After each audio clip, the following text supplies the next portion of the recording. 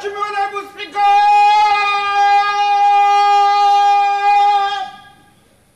Bunge la 12 mkutano wa 19 kikao cha kwanza. Bunge hili ni mahususi kwa ajili ya kujadili na kupitisha bajeti za serikali kwa mwaka wa fedha 2025-2026.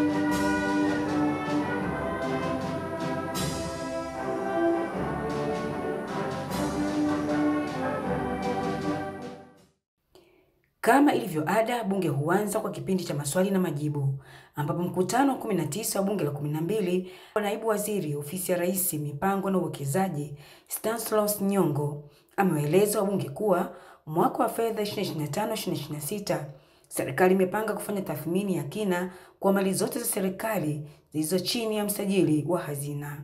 Nyongo amesema hayo akijibu swali la mbunge wa Hai Saasisha Mafue kuhusu serikali kufanya tathmini ya ardhi katika mashamba 17 yaliyopo wilaya ya Hai mkoani Kilimanjaro. Mashamba 17 yaliyoko chini ya ushirika, ikiwa ni pamoja na hayo mashamba ambayo yako chini ya mkataba wa huyo mwekezaji. Mheshimiwa Naibu Spika, sisi ofisi ya Rais masuala ya uwekezaji tuko kupitia ofisi ya msajili wa hazina. Mheshimiwa Naibu Spika, katika bajeti inayofuata ya mwaka huu tumeweka mkakati mkubwa ambao tutakwenda kufanya tathmini ya mali zote ambazo ziko chini ya TIARA na mali zote ambazo za serikali, kuzifanyia tathmini ya kina, kujua thamani, ili tunapoingia mikataba ya uwekezaji, Mheshimiwa Naibu Spika, tuweze kujua tunaingia mikataba katika ardhi au mali ya serikali yenye thamani ipi. Mheshimiwa Naibu Spika, huo mkakati upo.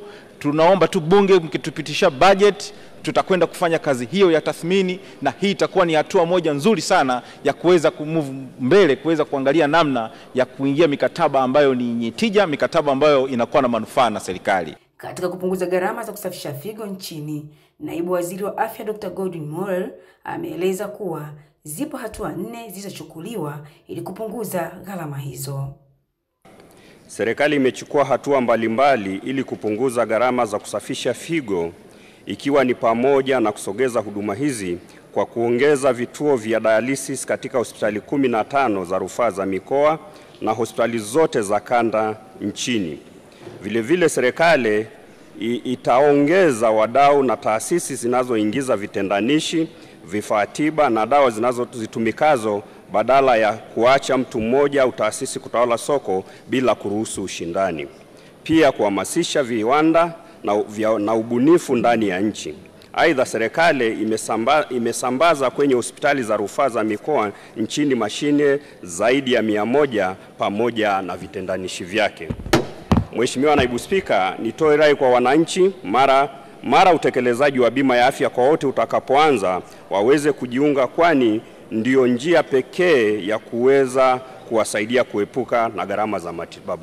Naibu Waziri wa Habari, Utamaduni, Sanaa na Michezo Hamisi Mwinjuma ametoa ufafanuzi akijibu swali la nyongeza la mbunge wa jimbo la Mpendae Taufik Salim Tuki aliyetaka kujua bodi ya ithibati inasimamiaje kuhakiki waandishi wa habari kufuatia ongezeko kubwa la vyombo vya habari mtandaoni. Bodi ya ithibati lengo lake la msingi litakuwa ni kuhakikisha kwamba inasimamia weledi na maadili miongoni mwa waandishi wa habari, wakiwamo waandishi wa habari wa vyombo vinavyotekeleza majukumu yake mtandaoni, na litakuwa na jukumu la kusimamia vyote hivi ili kuhakikisha kwamba waandishi wa habari wanafanya shughuli zao kwa kufuata weledi, maadili na kuzingatia usalama wa taifa bila kukandamiza uhuru wa habari. Naye mbunge viti maalum Dr. Pauline Nahato akataka kujua nini mpango wa serikali katika kupunguza uhaba mabweni katika vyuo vya umma, Waziri wa Elimu Profesa Adolf Mkenda akatoa ufafanuzi. Serikali inatambua changamoto ya uhaba wa malazi ya wanafunzi katika vyuo vikuu vya umma nchini.